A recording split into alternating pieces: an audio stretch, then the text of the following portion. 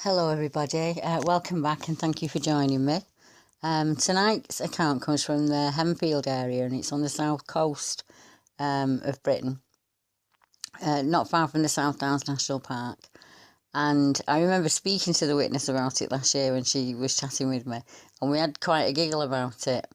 And it just fit in, not only with other accounts in the area, but with other accounts on the map where it seems to be children playing, young girls playing, making a noise, giggling and doing what young girls do, that seems to interest the forest folk in some way and draw them in. But I shall see from this forest folk's actions, I think he was more annoyed than interested, but you can make your mind up for yourself, see what you think. This is what she had to say. It was September 1990 and I was around 16 years old at the time. It was the 40th birthday and it was a party for the mother of my best friend. They were caravanners who camped often and had obtained the use of a field behind a pub to put up tents and caravans, barbecues and etc. We were staying for the weekend. And the pub was quite rural and it had a large field at the back of it. And between the field and the pub there was a large beer garden. So the field where they were camping would have been quite far from the pub and right on the River Adair. I think it's Adair, A-D-U-R it's pronounced. I'm not very sure how you pronounce it. But it was right on the river. So my parents were also attending the party, but I was actually staying the night with my friend in an awning attached to her parents' caravan. I will admit we did consume some alcohol earlier on in the evening, but it was lemonade mostly. And by the time of the incident, I was completely sober. I have an exceptional memory for silly small details and can remember the evening really well, even down to what I was wearing. White cut-off jeans, I'd got them in Gap in Brighton, and also a flowery shirt that I got caught on some brambles in a ditch and ripped the back open. After my friend and I had settled down for the night, we were giggling and talking as girls do, and we heard some commotion outside of the awning. We heard a few twigs and things falling down on the canvas tent roof, and it was a bit scary. It was quite late by then, and it was quite dark. We then heard an animalistic growling sort of noise, and a large thump, and a sort of squeak. It sounded like a small animal being thrown at the roof. And immediately afterwards, bear with me on this one, I thought of that episode of Blackadder, the third with Amy, the female highwayman, who hates squirrels and shoots one out of a tree, and it squeaks as it falls. It sounded exactly like that.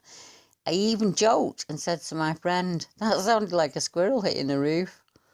When I looked outside, I saw something, standing up a tree with its arms above its head. It was very dark, very broad, and it had a humanoid shape. And I could just see one continual colour of darkness. I couldn't see clothing, no visible eyes or facial features, etc. Just the outline of a broad-shouldered, human-shaped thing up a tree. I am short-sighted, so I would not have been able to see detail like hair from that distance.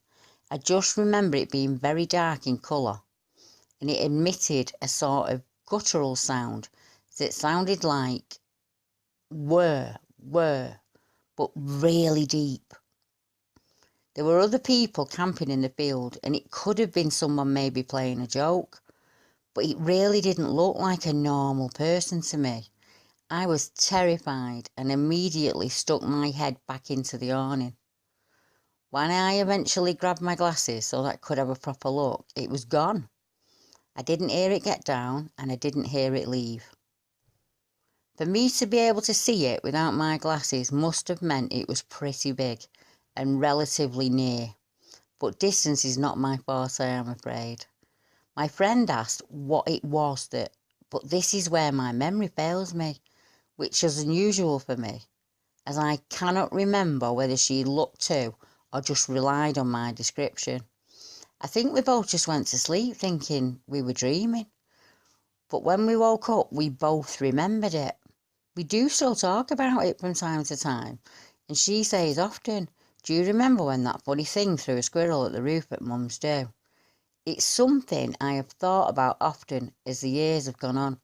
And to be honest, until I saw your site, I didn't realise other people had seen them too. I just wish I'd gotten a better look at his face. But maybe to a young girl, it was a blessing in disguise that I didn't. That's an absolutely fantastic account, isn't it? I wonder if he did throw a squirrel at them. And, you know, if he did throw a squirrel at them, was it come out? I'm interested. I want to know who, who was making all that noise. Or was it go away? You're in my area and you're making too much noise. I had a look at the area and it's absolutely ideal. I mean, I know she mentions a pub. But on doing an area check, I realised that although this was a pub, it wasn't your usual local. It's, for all it's set out on a country road, it's really rural. There's many overgrown hedgerows, fields and woods, and it's quite an empty area and could easily be used for moving between the coast and the South Downs National Park.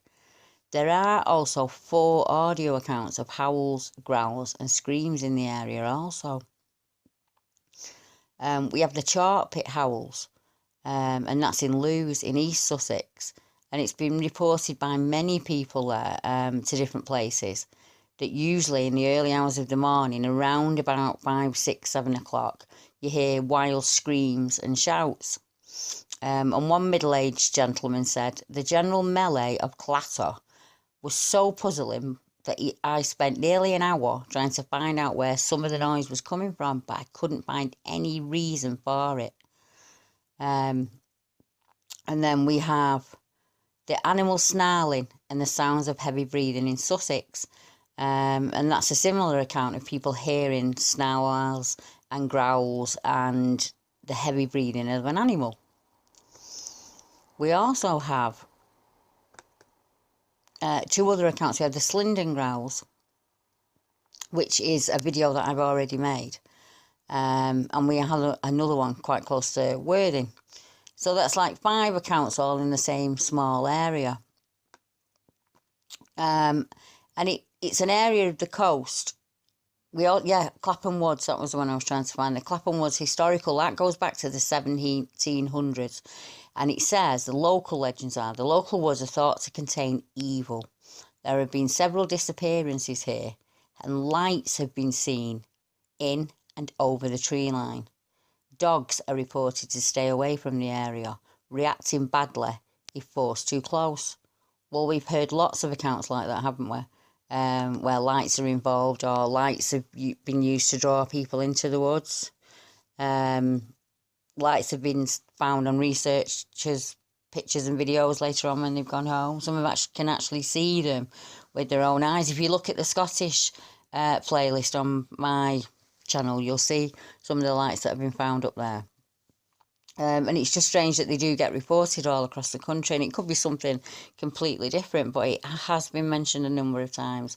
A little bit like myself, the Bartry Witness, where you've been playing and you've been with your friends and you've been making a noise and suddenly you see something that shouldn't be there and you still remember it when you're a grown woman and it stays in your mind, and then it's wonderful. Well, you come across somebody who's also seen it and you can say, oh, thank goodness for that. I'm not mental. And that's why I do what I do. So from a wonderful account, which I hope makes your day, because it tickled me, it really did.